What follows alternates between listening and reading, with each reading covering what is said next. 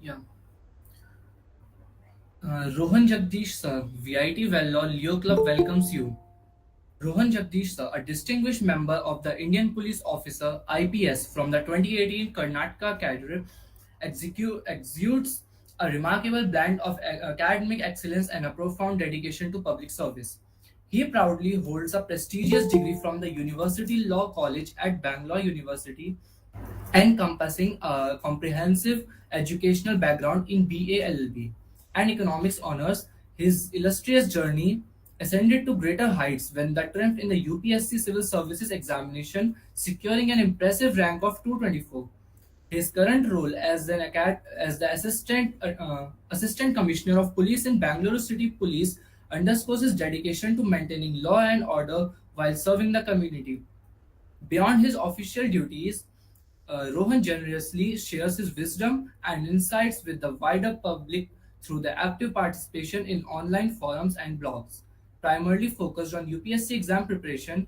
Furthermore, he has authored a comprehensive book on his subject, establishing himself as a valuable resource for aspirants.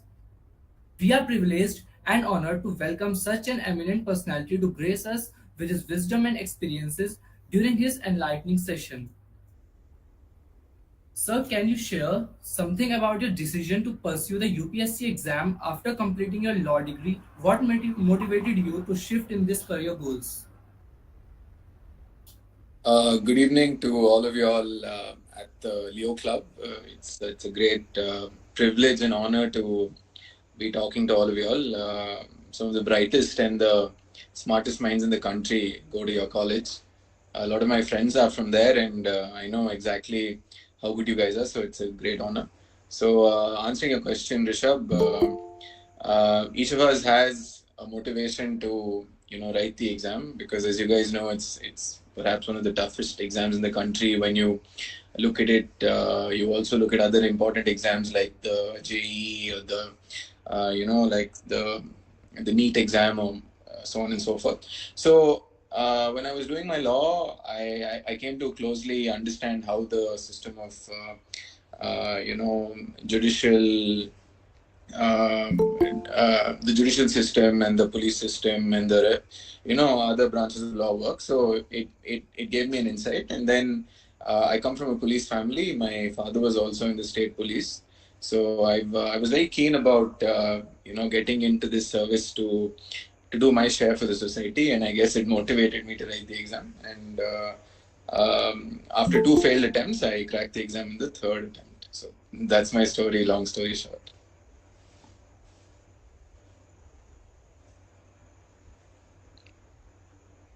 So, on a lighter note, could you tell us about a few crazy things that you did in your college days? So when I was in the fourth year or the third year, I don't remember. Uh, I did a global exchange program. I went to China. I was the only Indian to do it. I spent about 2 months over there, and I taught English to Chinese children. I went to places like Hangzhou, Guangzhou, Xi'an, Xiamen, these kind of places. These were lesser known places in comparison to places like Shanghai or Beijing. So that was something which was very interesting. It gives you a great insight. There were people from 33 different countries, spanning almost the whole of Europe. And it was a great exposure. I didn't spend much from my pocket because it was sponsored by two people, two universities. One was the University of Ningbo in China, and the other one was the University of Nottingham in the United Kingdom. And I wanted to travel, and I was looking for ways to travel in a budget, and this fit my bill, so I took up this opportunity. So it was a great 2 months. Along with that, during my college, I did a lot of MUNs. So Model United Nations, I think VIT also has one. So I did one in your college also, and my friend was the general secretary at that time. So I did one. It was very nice. So the basic idea was, one is you get to meet a lot of people and you get to travel wholly free. So I guess I did those kind of things. I also used to play sports. I used to play football, and typically whatever you guys do, I did the same. I'm not some extraordinarily bright student or anything. I just took up the right opportunity at the right time. Thank you, sir. That was a great answer. So, sir, how was your life before and after UPSC, and which phase of it did you enjoy better? Uh, both of the phases were good. I wouldn't rate one greater than the other. I had a great time in college, so that was really nice. So I started UPSC at the age of 23. That was the first time I really understood what stress was. So before that, I mean, I don't know how it is for you guys, but college was not stressful for me. It was very simple. I went to college, I had fun, I studied, and things happened in auto mode. I really had no concept of stress. But post 23, when I got into the UPSC journey in 2016-15, that's when, with your shares of ups and downs, you understand stress and pressure and all of those things. After getting into service, of course, you dive deep into, day-to-day affairs and all of that. And with respect to, the job, and there are a lot of things that you have to deal with. So both are nice in their own ways. Rating one above the other will not do justice to either sides of the coin. So I'll say both are good. That was great to know that you enjoyed both the phases of your life very well. So you had mentioned your struggles with NCRT and lack of guidance in your initial attempts. Could you elaborate on how you overcame these challenges? So the first attempt, when I actually jumped into the UPSC journey without actually knowing anything. Unlike you guys who probably plan to take up the exam, I plan to take up the exam after my law. So, I mean, I always thought being in the Indian Police Service was very cool.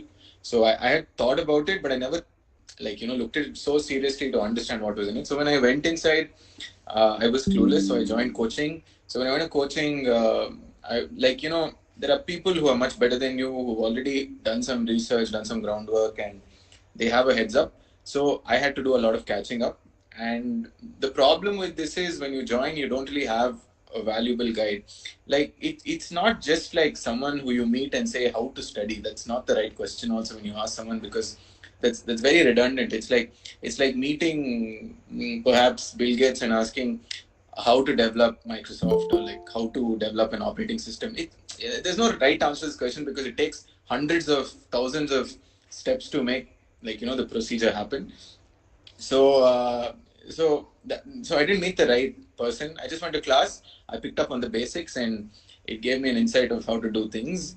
So I mean, my first attempt was an absolute disaster. So my second attempt, I met the right set of friends, like a good peer group, and we studied together. So that gave us a chance to help each other and learn. And the good seniors who I sat with, on a personal note, on a day-to-day basis, and I studied with them.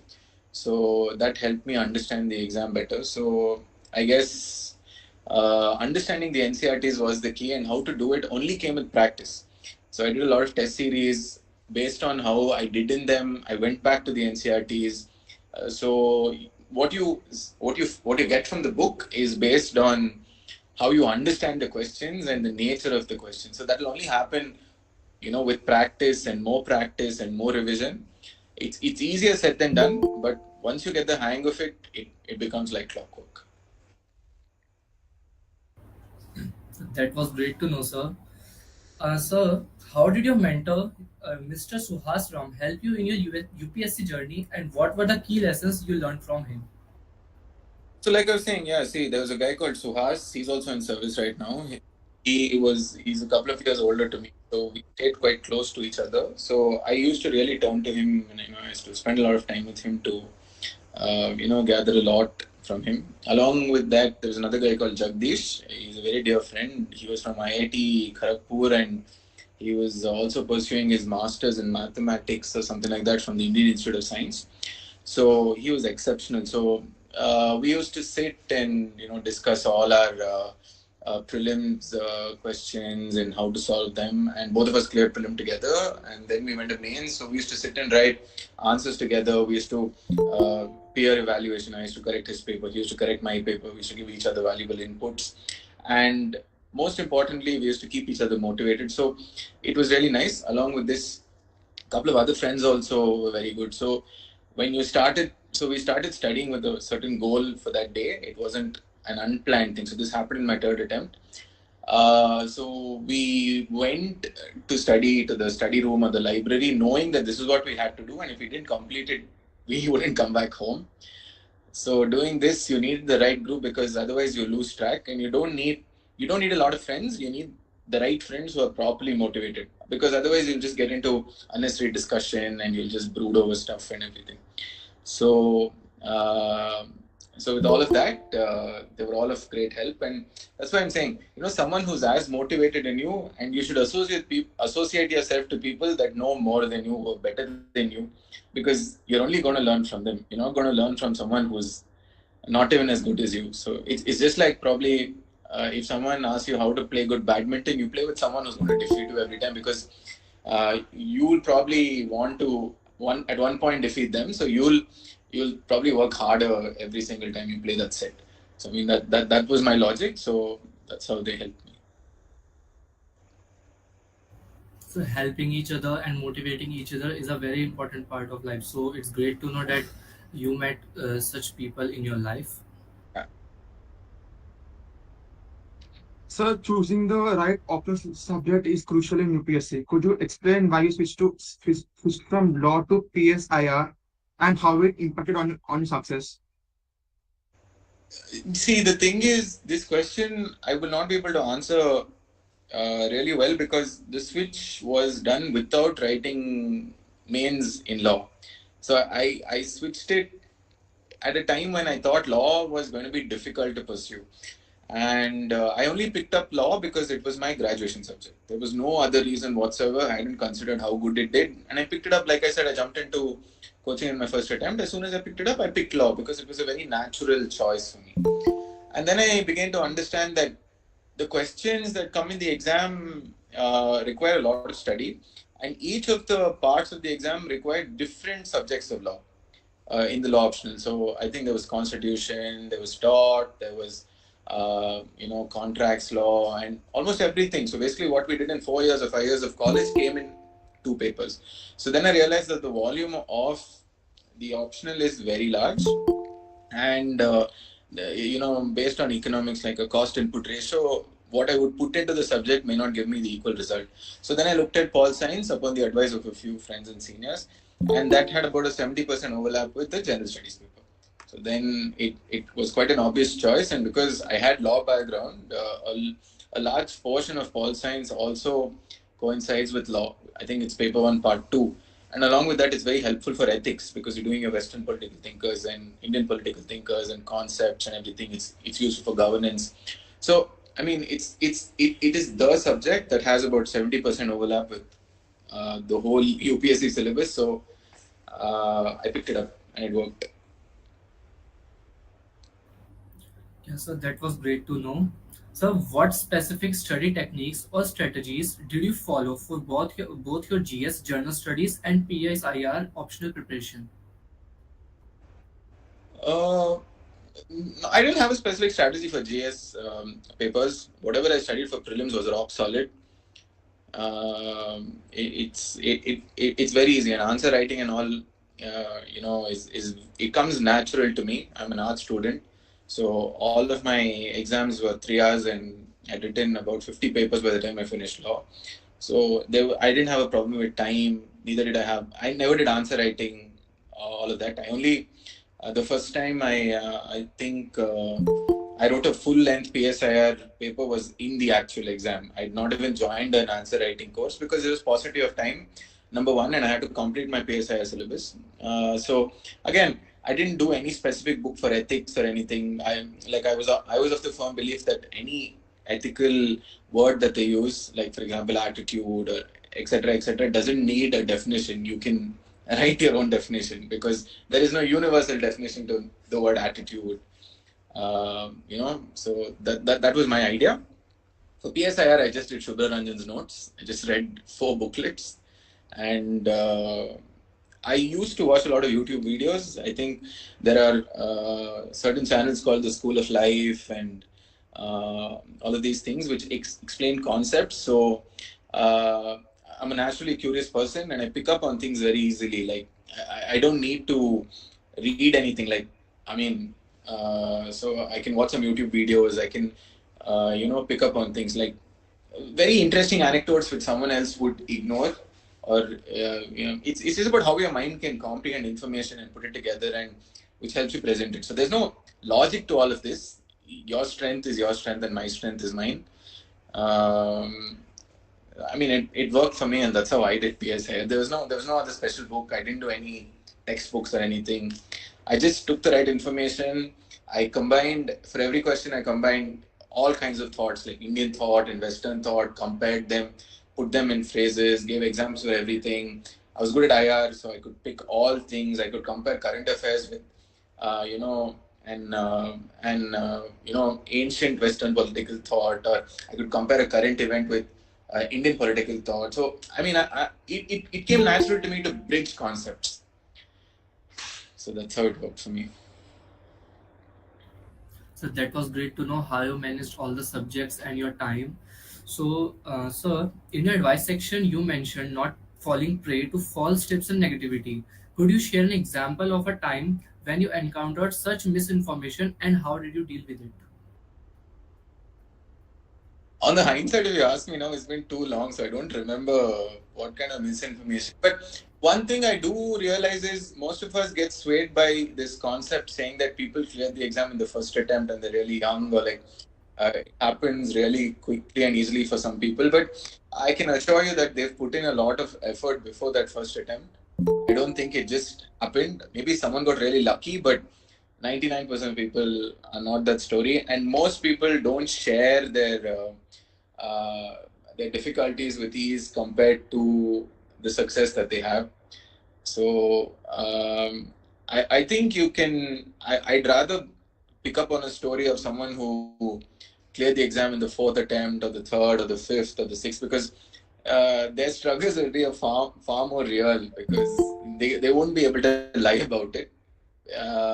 And I personally know friends who cleared the exam in the 6th attempt and become IAS officers. Great guys, my close friends, and their stories are bang on. But I also know the other side also. Like now that I know all of them, so just don't fall prey to that. Each person's journey is their own, and even with me, no topper's advice is suitable for everybody. I mean, I got 224 ranks, so I'm not a topper technically, but it's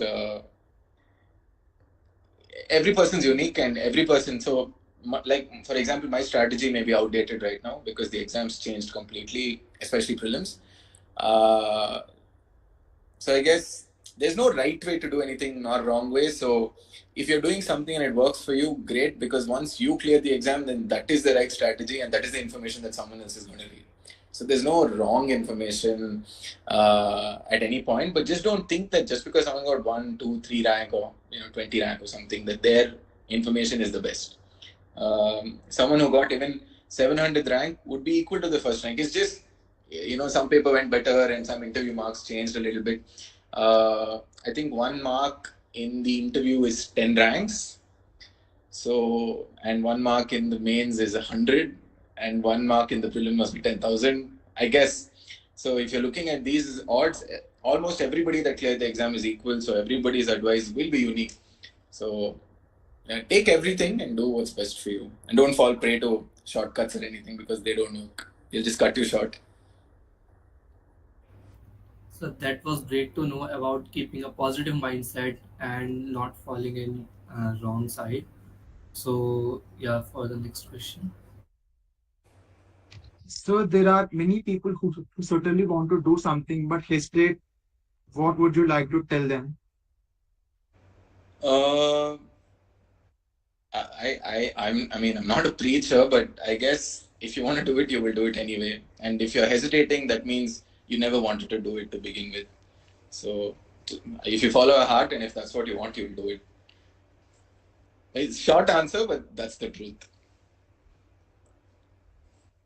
Moving on, maintaining a positive mindset can be challenging during UPSC exam. What did you manage moments of self-doubt and negativity? What advice would you give to aspirants facing the similar challenges? Again, a right peer group, there'll be a lot of times when you're really low, when you feel like you want to quit, you'll feel like, you're absolutely useless. All those things will happen. And it's just about knowing why you started and why you want this. If you're, I think, if you have the right path and the right vision and the right support, you will be able to do it. It shouldn't be half-hearted. Like you shouldn't be doing it just for it. You have to give yourself a timeline. You can tell yourself, "I'll give myself 3 years or 4 years, and I'll give my 100% to it." And either way, you should be satisfied. Of course, we're all human. We all get stressed. We all get troubled. But um, it's your own potential at the end of the day. There's no proper answer to these questions. Your motivation is yours, your fire is yours. If you don't have it within you, then no amount of external motivation can support you, because it's just for a day or a few moments, but then you will slip back into your own um, thing. So I guess that's it. I mean, I have no preaching answer for this, but you should know why you started. That's all. That was a great answer, sir. Sir, you excelled in the interview phase, scoring 193 marks. Could you provide some specific tips on how to perform well in the UPSC interview and share any memorable experiences from your interview phase? So this is the last question, right? We gotta go. Right. So I tell you, interview again. It's a strong part of my personality to be able to talk and to be in such situations. So for me, the prelims was the toughest portion of the exam. Even to this day, if I write prelims again, I will not be sure if I can make it. But mains was really easy for me. Like I can, without any specific knowledge, probably read some current affairs and I can go write the same static stuff. Interview requires zero preparation, except of course your DAF. And if you've not lied in your DAF, then you don't need preparation also, because if you have a hobby, you will know about it. And if you're from a certain background, you'll know. And in the interview, they're not testing your knowledge; they're testing your personality. So there's no GS thing. One thing I realized is you shouldn't lie. Number one, don't be fake, and also whatever it is, be honest. Like honesty, if you don't know something, say you don't know. So when I gave the interview, my age was 26 or 26, 26, I guess. So the cumulative age of the board sitting there will be 30 years of experience into 5. So that's 150 years of experience. So it's like 5 times your age. So if you're saying something and you don't mean it, they'll know about it. So be honest with them. And it's a great place to express yourself. It was 30 minutes. I think my interview went for 27 to 30 minutes. And I can tell you with a lot of confidence that this whole 30 minutes felt like 5 minutes. You went, you sat there, you started talking. It was in an auto mode, and then they said thank you. So that's when you're like, oh God, it's over. But then you don't know how you did. But you have to be expressive. You have to be calm. Although I was shivering under the table, but you're not supposed to show it. You have to maintain your composure. There'll be some tricky questions situationally where you have to take a stand. But whatever your stand is, take it. You don't sit on the fence. because in our job, when we're taking crucial decisions, there's no time. I don't know about other services, but in police, there's no time to think. You have to make a decision because your decision will affect so many people. You have to make either this decision or that decision, but you can't not make a decision given a scenario, because if you don't make the decision, then also it affects people. So I guess they're testing you based on that kind of thing. So whatever your stand is, you take it. There's no right or wrong stand. It's as long as your intentions are right, the outcomes are also right, and everybody will support you. So I guess that's what I learned. And another thing I thought is significantly important is a person should like pay attention to their grooming also when they go for the interview. Like, you know, as long I know that what's inside your head is what matters, but presentation of your personality will also happen externally. So you got to get yourself a nice haircut and get a nice shave, wear a proper suit, and then go. Basic things. It doesn't require effort. It just requires a nice thing, and you should be comfortable in it. So whatever suit you wear for the interview, please wear it at least for 5 mock interviews, so that you don't feel that you're wearing something new on that given day. These are small things. Wear that shoes also, because you don't want to get a shoe bite just before your interview. So these are small things that I think is important that you pay attention to. The rest happens in auto mode, and everybody reaching the interview has the knowledge. It's just about presenting the knowledge on a platter so that somebody can consume it easily. Oh, one more thing also, keep your sentences short. The goal should be for you to give short answers so that they can ask you more questions. If you're keeping your answers long, then you're not letting them ask questions. And by saying more things, you're probably confusing them than clarifying your thoughts to them. So keep it short. They ask you something, just say exactly that and you pause. Then it'll force them to ask you more questions. So I guess that's what I figured. Thank you, sir, for your great interview experience. So, on the behalf of VIT Leo Club, I extend our heartfelt gratitude for your very valuable presence during the interactive session. Your insightful words and valuable perspectiveness has truly enriched our event. Your willingness to share your expertise has not only inspired us but also broadened our horizons. We are deeply honored by your presence and the time you have dedicated to be with us today. Thank you, sir, for being a source of inspiration and for enriching our college community with your wisdom. Thank you. Thank you. All the best, guys. Yeah. Thank you, sir.